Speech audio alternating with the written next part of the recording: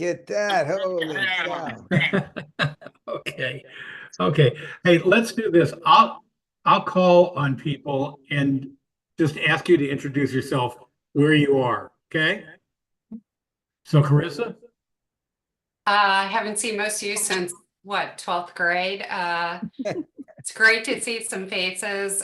Cal, I don't even remember what grade you taught. Was it eighth or ninth? Eighth grade. Eighth grade. Those Yeah. were my most prosperous years. I've been in DC since 1993.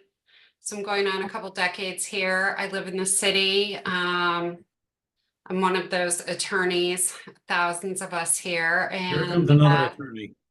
what? Here comes another attorney, Dylan. Dylan, great. And I switched to like a work from home kind of remote situation. And I work for a Well, Midwest Carissa, let's firm just now. do it so that we get everybody real quickly where they are, Okay. and then we'll take it from there. So, Rachel Jameson. Hi, all. It's nice to see you. If you think about the where Idaho, Washington, and Oregon intersects, I'm like 18 miles. Got it. Okay. We are so fortunate to have with us Sarah Pearson Wolf, co-head of Crossroads, which is really a neat place now. So, Sarah, you want to say anything else? No, thanks for letting me come and watch and get to know people who were in high school when I was in high school, but I was at a different place. But I've been at Crossroads 30 years now. I came just really pretty quickly after some of you left. I've been there since 1994. Cool. All right, Phil, I think you're going to be our first Californian. Sure, sure. Phil Alper, I'm in San Diego with Dylan, it would appear. Yeah, that's great to see everybody. Awesome. Okay, Rachel Simonson. Hi, I'm going back to Rachel Rosen. I'm in the process. But anyway, I live in New Jersey. I went to Crossroads just for junior high school. And it's nice to see everyone. And Rachel, the three Rachels we have here, two have given interviews. Maybe Rachel Jameson will. Rachel Rosen gave a great one, and now Rachel Kelsey. Hey, everybody. I am also in the DC area in Northern Virginia. We've been here for the last 18 years. So fantastic. I want to rotate around here. Dylan. How's it going? I am out here in San Diego, California, and have been here maybe 25 years. So great to see you all. Awesome. Okay, Eva. Hey, Eva Eastman was at Crossroads 7th through 12th grade. Was living in California for the last 30 years, just moved back to St. Louis last year after the pandemic to be closer to my family and excited to be acquainted with the Crossroads community. Awesome. Okay, Seth. Yeah, I'm Seth Crack. Live in Brunswick, Maine, about 30 miles north of Portland, right on the water. Been here for 21, 22 years. Wonderful. And Mike, who is kind of the mayor of the neighborhood. This Mike, which Mike? You. Hey, yeah, this is Mike Gwynn or Mike Reed now. I attended Crossroads in the early days, the Lindell days, 7th through 9th grade. And I live in St. Louis, right in University City. But am I correct? You're in Skinner and Bolivar Neighborhood Association? Yep, I was the director there. Now I'm doing consulting for University City's first CHODO, or Community Based Housing Development Organization. Share. Awesome. So just real quickly, before we turn it over to Cal, I want to let everybody know we have, as of yesterday, a new updated Crossroads History website, crossroadshistory.org. And we've got a lot of stuff on it. We'd like to have a lot more, so we will take contributions. Just send them to me. Secondly, we are recording. If you drop the F-bomb, it may not be edited out. And third, Cal, I'm just going to ask you one question and then let you take it from there. And that is what you remember from those days. And also, there's a second question: if you feel guilty about the people whose homework you haven't turned back to them. Well, you know, I think I told them all that I was going to keep it for about 30 years or so, and then we get it back to them. So still got it stored away in an attic, and I'm going to go through and find it. So if we get the addresses, I've been happy to send it back to you. I think I basically pulled some of the best work and put it in a little binder as a memory. And I don't know how many of you keep stuff like that, but if you don't, it's kind of a joyful surprise. Edward, this is so Jewy. Oh, God. It's so Jewy. You hear these people. Oh, no, I'm This gonna is do the only place we can say that stuff. I love that. Again, never mind. Cal, let me ask you another question. You have been and are a journalist. You're also and have been an entertainer. Are those two roles at odds with one another, or can they coexist comfortably? That's a pretty good question. So what happened to me was I left Crossroads and started to travel, and it was on my trip around the world where I really learned to interview, because I didn't have much money, and I would go to a bus station or the train station, and I would buy a ticket to the next destination. It didn't really matter who was going. What mattered to me was the trip down the aisle, because I'm looking for an empty seat next to somebody I think I can trust and who's going to trust me. And when I choose just the right seat, I sit down and then the train starts rolling. And once that train's rolling, the conversation gets started. And by the end of the ride, I kind of needed them to invite me home, because I didn't really have enough money to spend in a hotel every night. And that is the way I really learned to develop trust and to get people to trust me. So when I came back from the trip and started writing for Esquire magazine and interviewing the icons who shaped the last 75 years of history, I basically brought that technique with me, where I just made them feel like they were sitting next to me on a train. And so it's kind of a middle ground between being a journalist doing an interview, because my interviews were never like uptight interviews with a legal pad and let me get to the bottom of this. They were always more conversations that really did get to the bottom of things. And then after 20 years of doing that at Esquire, the editor left, and so did everybody with him. And right at that time, I helped a young guy who dropped out of USC write a book. And he introduced me to people who put me on stage. And then once I got on stage and started telling the stories of hanging out with Muhammad Ali and Nelson Mandela and President Carter and Robert De Niro and Jennifer Aniston, everybody wanted to hear the stories. So that's what got me off the ground speaking and telling stories about it. So it really isn't one or the other. It's really a nice blend. That's awesome. That's awesome. Cal, if it works for you, I'd love to turn it over to others to ask questions. That would be great. I'm very curious. I mean, I'm looking at the faces, and I'm still seeing like first period, 8th grade, 1984. You know, the craziest thing happened to me this morning. And so I'm walking down it was kind of like a shopping center, and there's a restaurant there. And I hear this music going off. And let me see if I can play it for you. As you can see, I'm not very, oh, here we go.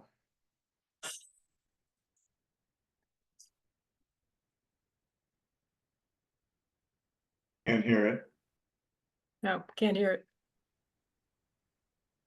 Can't hear. I don't know if you heard that, but it was Elder Barge singing, and that was from like Rhythm of the Night from 1985. And I just hit me like, oh, that was Tracy McKinney's favorite song. Yeah. He is the fire. Correction, he is ice. Oh, man. So I hope you got a little just audio taste of that, but it just really made me smile. I don't know if the musical tastes have changed any. I wish Tracy was here. Yeah. Who's got a question? I'll ask a question. Yeah, Hi, Cal. Rachel. It's nice to see you. I think, so I'm very curious about this meeting of all of us here. Is there anything that you would like in particular to get out of it? Or is there something you're looking for? Or why are we here together for this hour? Yeah, you know, Arthur called me, asked if I could go up to the reunion, and I'm still going to try and go. It's been kind of a crazy time. I've had like 2 deaths, people close to me in the last 2 weeks. And this has been sort of recurring. And so it's hard for me, like I do have gigs booked, and then I never know when somebody that I know is gonna pass. So I still do hope to get there. But this is really a beautiful way of seeing everybody's face in the meantime. And it's really wild because like my mind, I can literally see faces from back in 1985. And it's kind of a beautiful thing. I don't know where this is going to go, but a lot of times I've found that my life just takes me to new places, and I hope that I'll be able to continue the conversation with some of you.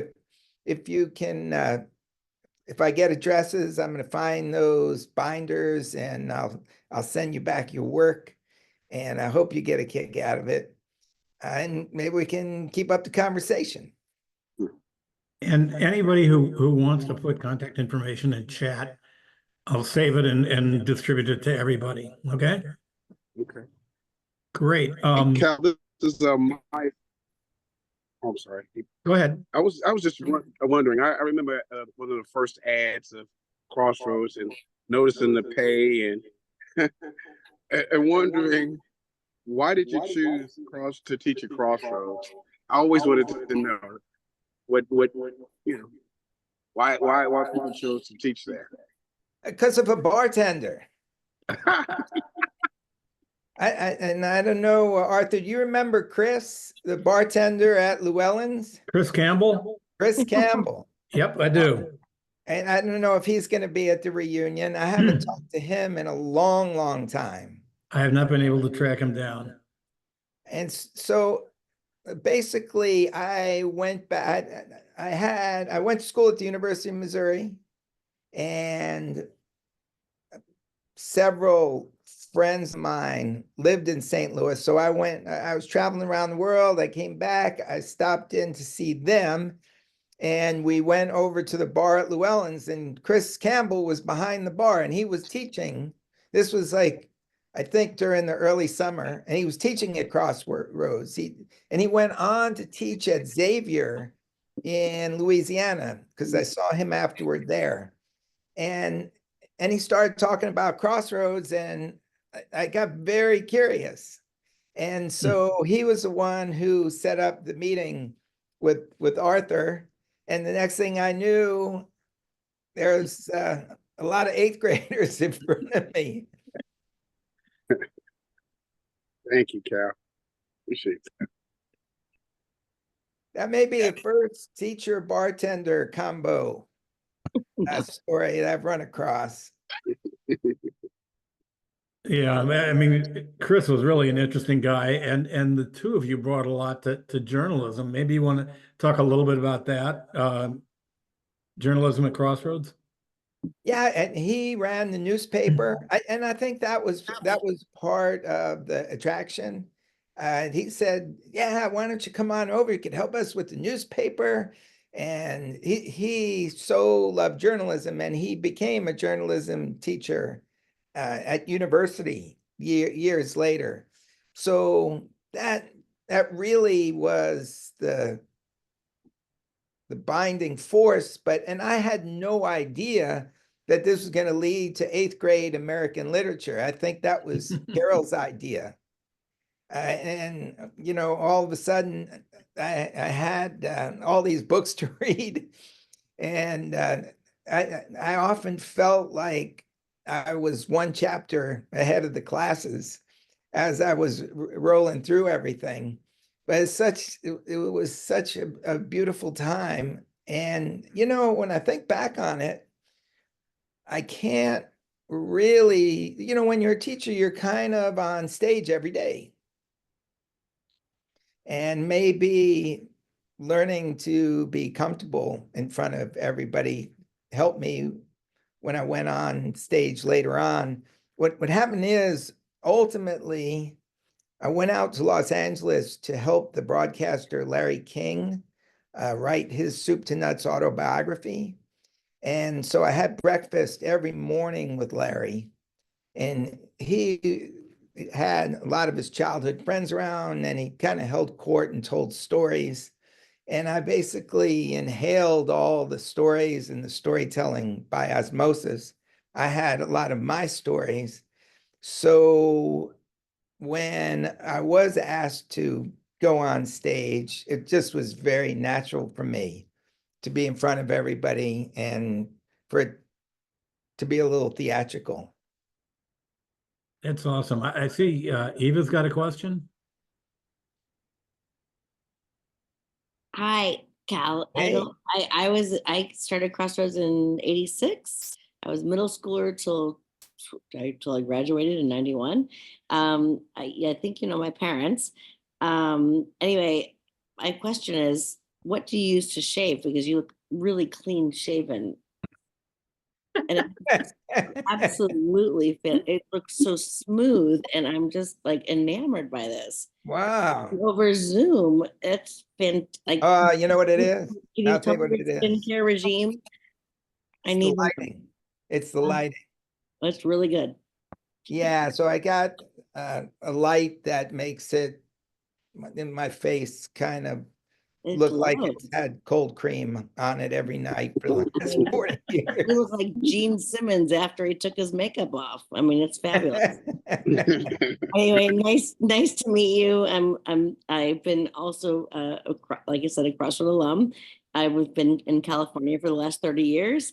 I just moved back home to St. Louis last year, and thankfully reconnected with Arthur and the Crossroads community, and I'm excited to, you know, just energize the team.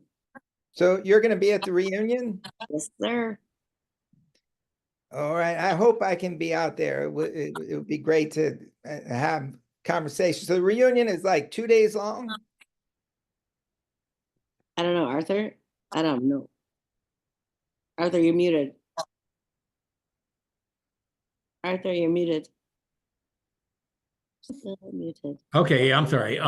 Yeah, Cal, if you could come Friday and Saturday, that'd be awesome. Friday afternoon, we're having alums teach classes to current Crossroads students. So you'd qualify as an alum, and Somebody might Cal can remember come. Kristen Smith Dunlop. She's going to teach. Anyone else here? I may be missing somebody. But anyway, Rachel, about maybe something about how to raise a nuclear scientist. Rachel Christie. Easy, easy. Oh, easy. it's super easy. Just minor details. Yeah. Just raise that. But Rachel asked before, like, what was gonna come out of this, and it just seemed to me like really crazy to think about having like everybody that I taught teaching me something like what they know best. Yes. For an hour. Now that would be amazing. And maybe I can follow up, and maybe I can get like a Zoom degree, a Crossroads Zoom degree from the students. How to light your face. Well, that I can teach, but like Dylan can teach me a little law, and everybody can teach me what they know. And in an hour, you can really, if you focus on what you know, you can pass on a lot. Well, we've got a lot of people here, Cal, who are doing interesting things. I hate to try to compare, but anybody want to share what they're doing? I think that'd be terrific. I'd love to know. I'll go first. So I believe it or not, I'm a professional editor these days after getting a degree in geology, 2 degrees in geology, and now I'm a technical editor. And I think I actually learned to edit from you in the first place. So thank you. Oh, what'd I teach you? I'm pretty sure you taught me to go back and rewrite things and then rewrite it again and then rewrite it again. Yeah. So that stuck with, and now I rewrite other people's stuff. So writing is rewriting. Absolutely. And getting your friend to read it after you've rewritten it 3 times. There you go. Okay. I'm glad I passed that on, and I'm glad it took you where it took you. Now, Rachel, also, your family is very much into biking, right? Yes. Can you tell us a little bit about that? Well, let's see. My son started racing bikes when he was 8, and he dragged the rest of us into it. We bought him a bike when he was, I want to say he was maybe 11. We got him a bike that I looked at and said, that looks like it might fit me. Maybe when you outgrow it, I'll try racing. And 2 years later, he outgrew it. And he said, so Mom, remember when you said you'd try racing when I outgrew this bike? I outgrew this bike. We're signing you up for a race. And so I tried my first race and I came in last, but I had a blast doing it, and I've been doing it ever since. So I race cyclocross, which is like steeplechase on a bike, except instead of jumping over things with your horse, you get off your horse and carry it over the things. So it's big fun, and it keeps us together as a group. My husband's a cycling photographer, so we all go to races together, and my son and I race. Well, he's grown up and moved away now, but I hang out with all my bike friends and we race, and my husband takes pictures, and it's big fun. That is great. Who else would like to share? I want to see Dylan's mug, because I see it in the chat. Wizzy was asking. It's funny. There it is. That was we ordered those for graduation. It has a tall Pilsner in it.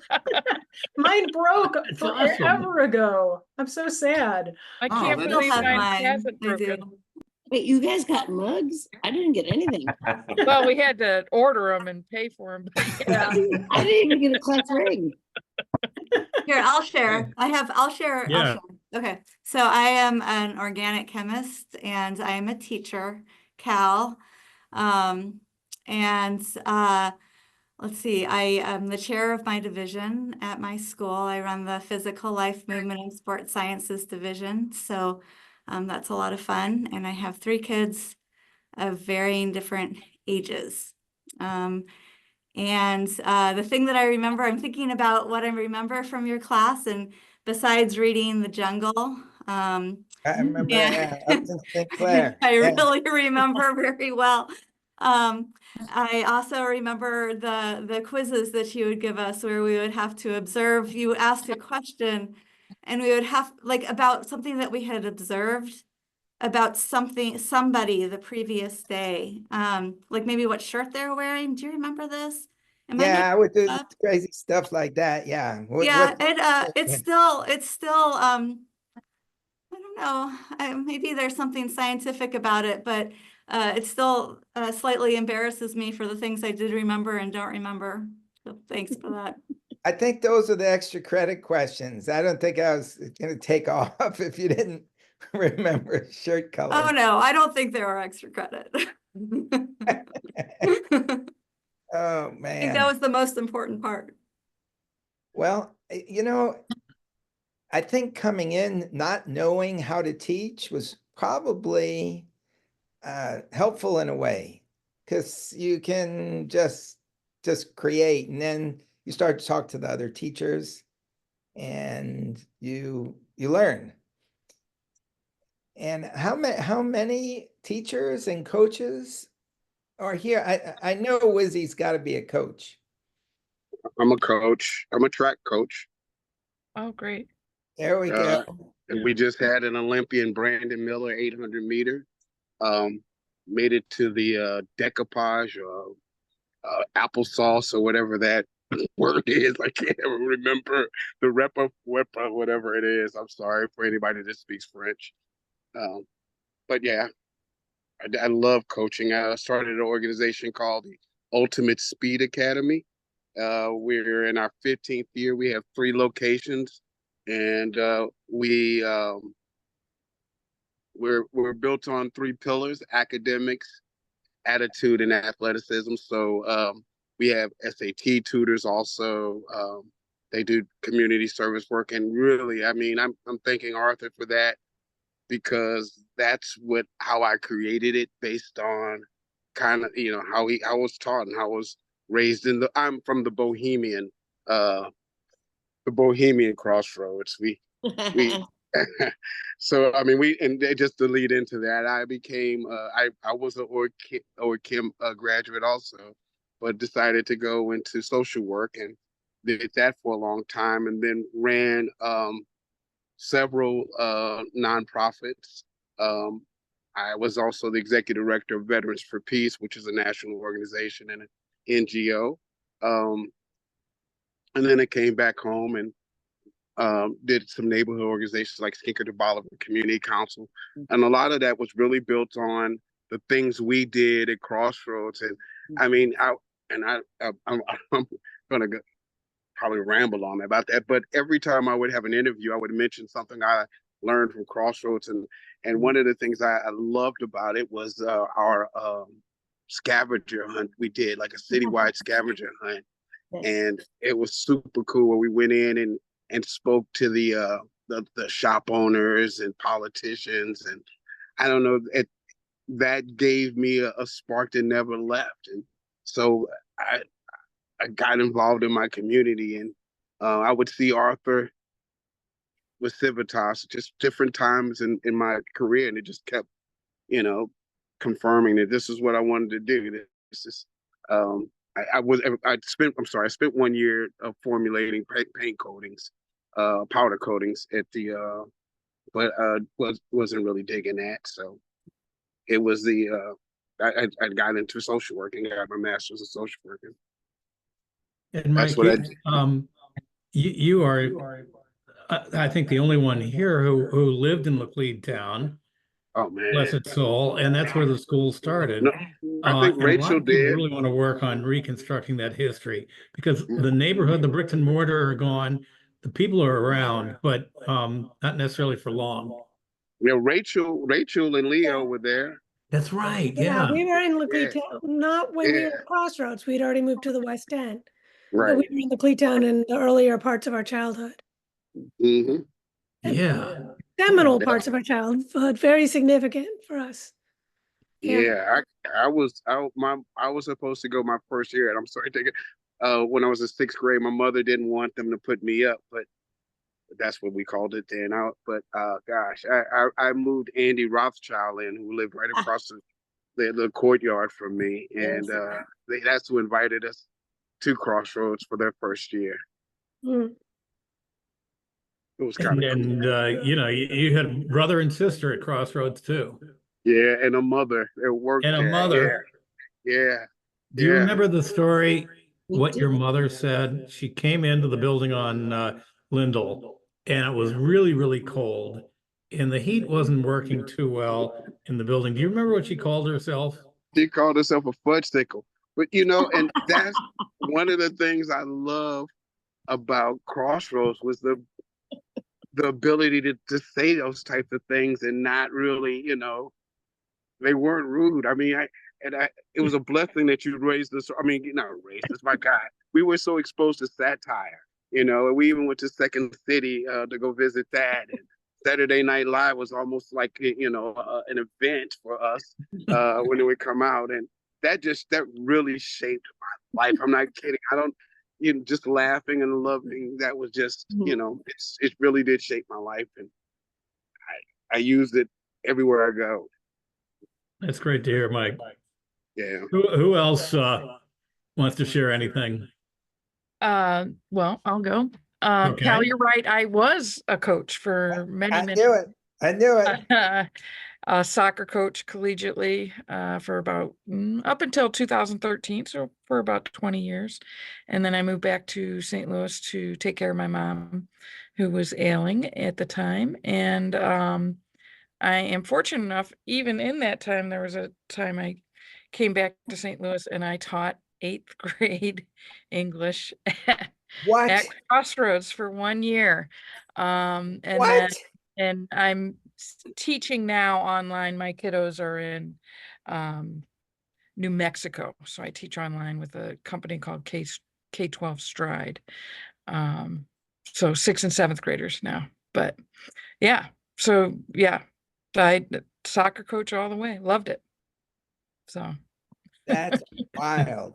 and memory that Cal, unforgettable memory. I don't know, hope for me at least, and my sister. Was it the Sporting News or something? The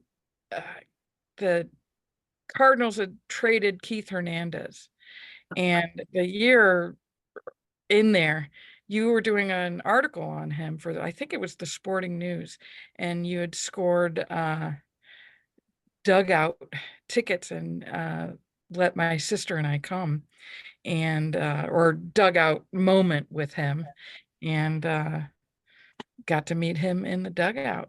It was a little weird being on the visitor side, but it was a huge moment. That was incredible that you gave us. So thank Wow. you. If I didn't thank you then, thank you now. No, my pleasure. So the game was at Busch Stadium, and at that point he had been traded to To the Mets. Mets. The Mets, yeah. Mm-hmm. So Oh, yeah. wow. Well, there were also all kinds of rumors about why the Cardinals wanted to get rid of him. Yeah, he might have had a little cocaine habit, I hear. Apparently not a little one. Apparently all the Mets had. I don't know if anyone watches 30 for 30, but there was a 3 or 4 part one on the Mets, and yeah, apparently they were busy with little pills and stuff. Yeah, So it the was. Cardinals didn't like that and traded him away for nothing. Yeah, pretty well. But I'm glad you got that magic moment. We've got maybe 20 minutes remaining. Anybody else want to either share something or ask a question? Can you hear me? Sure. Okay, so I have a quick story, and this is going to dovetail on the sports event because I don't know anything about sports. At Crossroads, when I was there, we did not have a gym. So I don't know anything, but what I did know was that I wanted to be a cheerleader desperately. I wanted to be a cheerleader so badly. I went to Carol, I went to Tanda, who was my science professor, and campaigned extremely hard. I got catalogs with sweaters and outfits, and all I remember was that Carol said, "You're going to have to cheerlead for chess." So never went anywhere.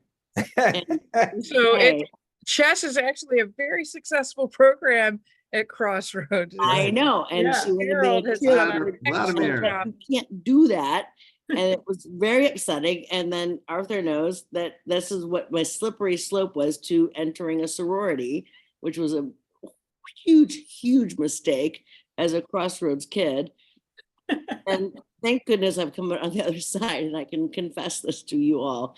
So that's all I know about sports. Thank you for letting me share it with you. You were just ahead of your time, because I don't know if you all know this, but there's this sport that's coming up that has hundreds of thousands of followers called chess boxing. I don't know if anybody's heard of it. We need So- chess cheerleading. We need chess cheerleading. I want Dallas Cowboy outfits. I want a queen. I want a king. I want it all. You would have it at chess boxing, because what they do is they fight for a round, and then when the round ends, like a chessboard is placed in the middle of the ring, and there's speed chess.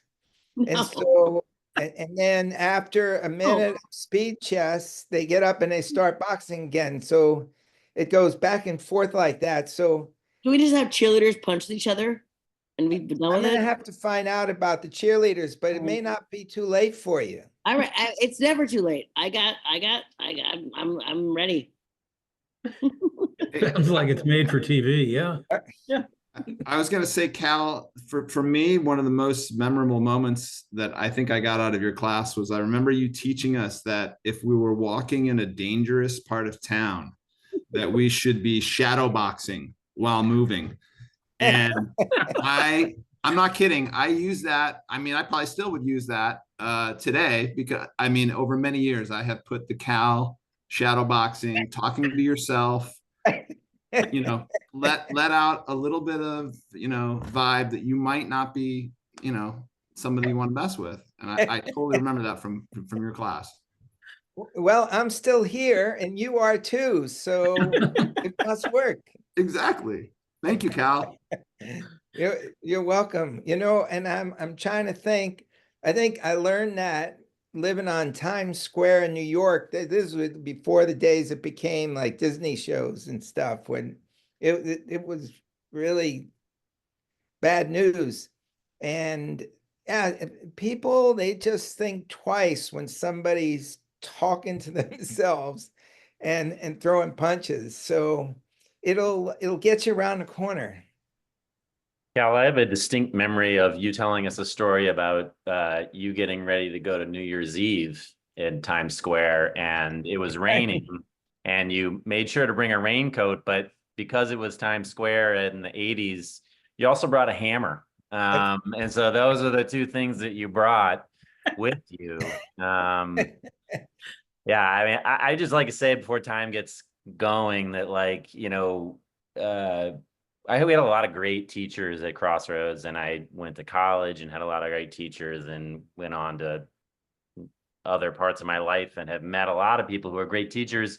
You were the first one that person that I experienced that really seemed to teach from your life experience and encouraged us to absorb and see in that way. And I remember just like being excited to go to class because every day was unconventional, you know, like we were fucking around and making noise and we're trying to read Roots, and all of a sudden that 500-page book hit the wall and you were like, shut up. And like, that was like not anything that had ever happened in elementary school. And so I was like, oh, you know, and then there would be a story about how you only shaved once a week because you didn't like to shave, and you would go to the barber once a week and you'd have him shave you, and just, yeah, you wouldn't reach for a chess piece with your left hand in Egypt because that's the same hand that you clean yourself with, and just Yeah. weird, crazy things that, like, from a suburban kid growing up in St. Louis, you were like, what the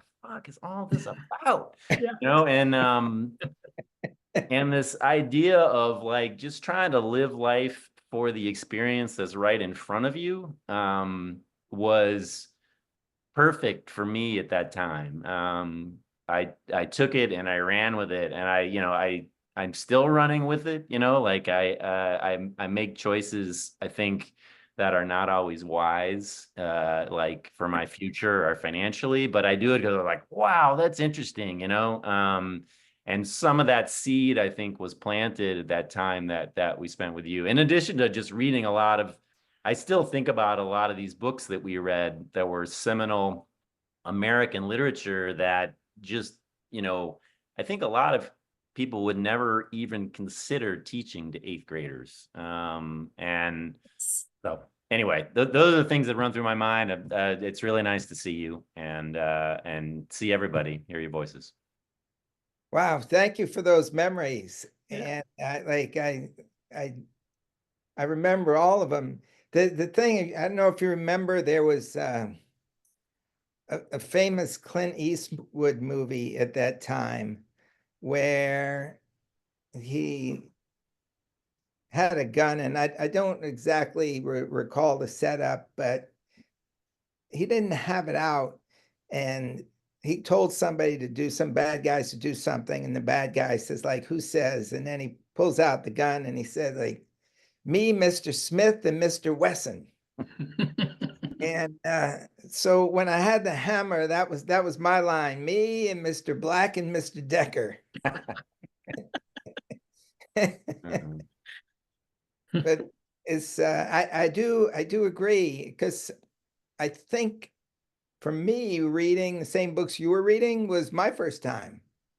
So I was right in it with you. It's really a beautiful time, and probably very unconventional in that you probably get taught with a teacher that's done it 10 times over and knows the whole rhythm of the book. But for me, it was all a moving experience. So I got to say thank you, Arthur, for giving me that chance, because I if I look back and wonder what qualifications I had, it was really, my only qualification was knowing the bartender at Llewellyn's. Well, And life. Rest is history. Yeah. We about life? read Giants in the Earth too, right? I think it was Giants in the Earth and the Jungle and maybe the Citadel. I don't know. They're just like these incredibly, big. Yeah, Yeah. right. They're just the big books. And I would say that out of all of the English classes that I've ever taken, it's those books that I remember the most in 8th grade. Wow. Yeah, so it really was perfect timing. And I have a feeling something is going to come out of here tonight, because I'm very curious, looking at you all now, to find out what everybody has mastered and what they've learned. I did this column for Esquire called What I've Learned, where I would interview people, many celebrities, many world leaders, and just find out what they learned in their own words. And it's amazing what you can find out in an hour and a half. And I'm sure just sitting down with all of you and focusing on the things that you have learned would be an amazing experience. So I'm going to get that percolating in my mind. Well, Well, I have a couple of questions about memories that I believe are real, but memories could be fading. One was, I believe you lost your novel, The Great American Novel, from the top of your car on your way to school one day. And also there was a day, and I don't know if it was the same day or not, that you wore a tuxedo to school, And I thought the reason was because you just didn't have time to do laundry. You wore your tuxedo. I wasn't really sure. It could have been, a throwing roots against the wall moment of grabbing our attention, as it's hard to get 8th grader attention, but so I was wondering. It could have been either one, but I think I always was looking for a way to get people to like not know what was going to happen when you went into the classroom, to make it kind of cinematic in a way. And so that tuxedo doesn't surprise me. I once went to an interview for a job at the Washington Post with the legendary editor Ben Bradley. He was the editor who was in charge of the Washington Post during Watergate, when Richard Nixon was brought down. And the guy who was creating the Sunday magazine for the Washington Post brought me in for an interview, and I had only been in the area because of a wedding. So like a tuxedo was the only dress up clothes I had.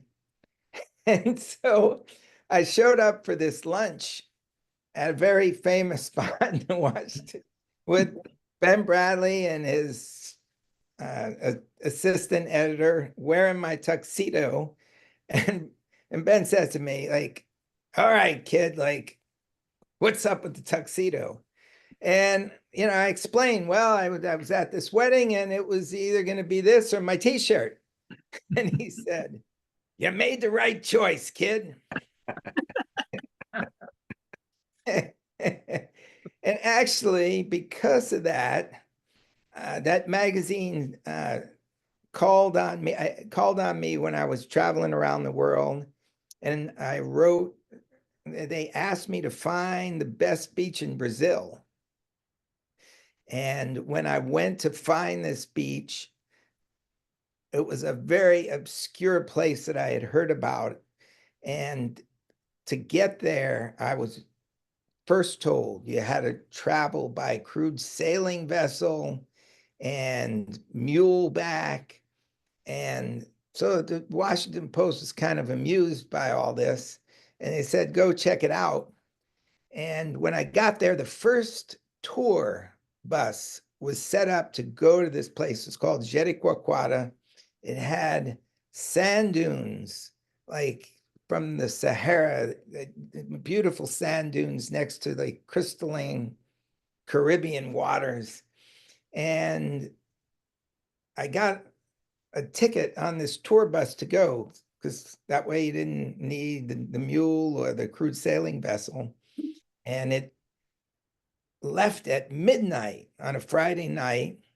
And I boarded the bus, got a seat right in the middle on the aisle.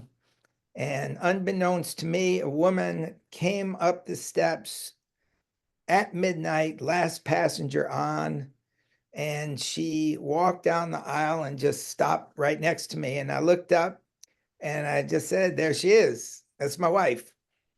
And we've been married now for 32 years. So Did not know that. Got to thank the tuxedo for that. It set it all in motion. Oh, top that, yeah. Wizzy, did you have more? Those were my two kind of burning questions. Sorry, I'm a little boring. No, hey, good memory on the tuxedo. I'm trying to think. I remember the book story too.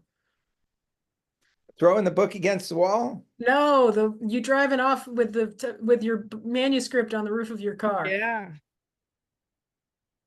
Oh man. I also feel the need at this moment to apologize to you, because I know you tried your absolute best when you were coaching us in basketball to teach me how to do a layup, and I still cannot do a layup to this day. I have never figured it out. I'm sorry that I wasted your time because I know you spent an inordinate amount of time trying to teach me how to do one, and it never worked. I think the secret is jumping off the foot that's the opposite from your shooting hand. That maybe. But Rachel, Stick to the you can bikes. do the biking things that you're doing. That's so much more than a layup. Girl, Now, girl, yes. I will cheerlead for you. Don't worry. We got this. I'll wear the outfit. We got this. Perfect. That's great. Oh, man. Yeah. Whatever happened? I'm looking at Dylan. Whatever happened to Scott Levine? No, Yeah, Scott is here in St. Louis. He's in St. He's an Louis, right? I attorney. have not seen him forever, and I was hoping he would make it to the reunion, but I don't know. Let me track him down. Yeah. You know, I'm Dylan, you could Facebook appreciate this. friends with him. He and I were pretty good friends try to until he Facebook. started charging me what lawyers charge, and that's in St. Louis. What year was he? Was he like in my sister's class with you and Dylan? Yeah. Yeah, he's 89. He But left. he He left left early. after 8th grade. Yeah. Okay, so that was when my Right, sister's his class. family moved back to New Jersey. Yeah. Okay. Okay. Scott stayed on my couch with a friend 15 years ago to come to a rally. Really? He said he didn't want to pay for a hotel. I was like, I don't have a second bedroom. He's like, well, that's fine. And then he brought a guy. The guy was interesting. He's like an actor from LA. This is years ago, but yeah, we keep in touch. Wow. Well, All that's right, it's on you. Here's another name. Marula Britakos. Yes. Oh, wow. Yeah. She lived in U City, I think. Yeah. And I can't remember much more about her, but you do, Cal. You know what I remember?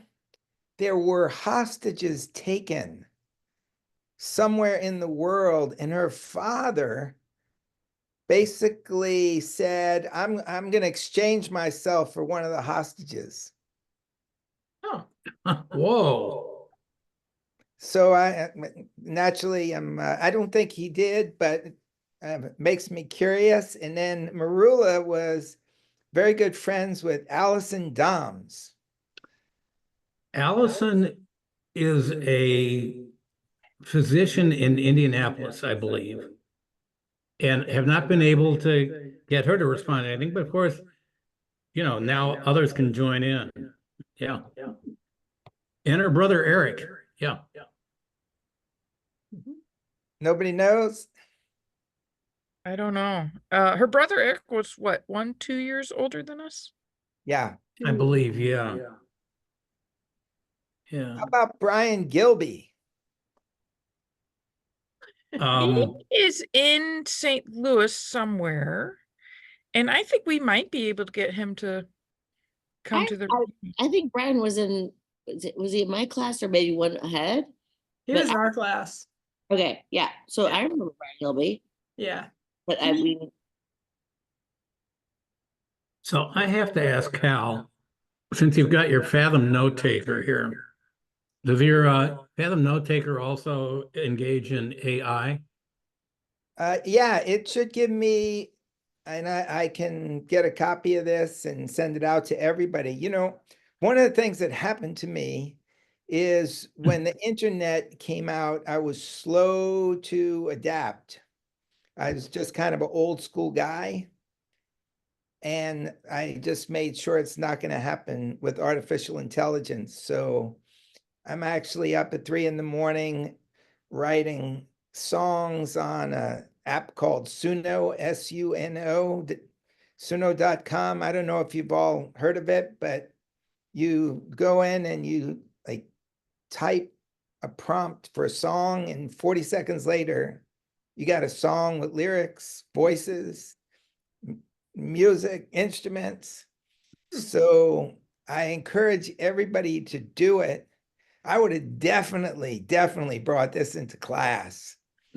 And just to see the music that comes out of it, because it's kind of shocking that it can be done. It sounds like it's coming out of a radio, and you can actually take the lyrics they give you and then work on them and make your own music. So I'm actually very close to AI. You probably wouldn't think that old school guy would be in this place, but I feel like I'm finally on the cutting edge. So I'm going to wrap this up now, but I think it's been great. I'll send the recording and a transcript of it out to everybody. Also, what's in the chat. How many of you would like to do something like this again? If we're lucky, we'd have Cal. If not, then we'd have to entertain one another. Sure, it sounds great. So Eva's raising her hand, Yeah. not too many. I'd do it. Yeah, all right, good. Excellent. All right. All right. Cal, before- thank you so much. I sure hope that we see you at the reunion, and maybe you can bring the woman from the beach, from the bus. You know what? I'll see if I could pull that off. But you know, I'm glad you kept the addresses and emails, because I'm going to go and get my binders, and I'm going to find some of your best work, and I'm going to make sure I get it back to you if I'm close to anyone, whether it be Maine or Washington. I will, anywhere. I'll send an email and maybe we can clink glasses. Sounds great. You'll be hard to find good work from me, Cal, but I appreciate you trying to find it. Oh man. Yeah, but you know what? I'm going to close this with one last memory. There was a character named Eric Vincent, Oh, yeah. and no matter what the assignment was, he only wrote one sentence. What has happened to Eric? One sentence, Vincent. I believe he works for Disney. He does work for Disney. No. He's like a Yeah. big guy. Yeah, Wow. he's like executive, Executive of at marketing. Disney. Mhm. Oh, wow. Yep, He LA. only has to write one sentence. Yeah, That's it. he just moved to Atlanta. You're kidding me. Nope. You know what? He probably writes those one sentence movie synopses. He might. Don't hate, don't hate, don't hate. I love it.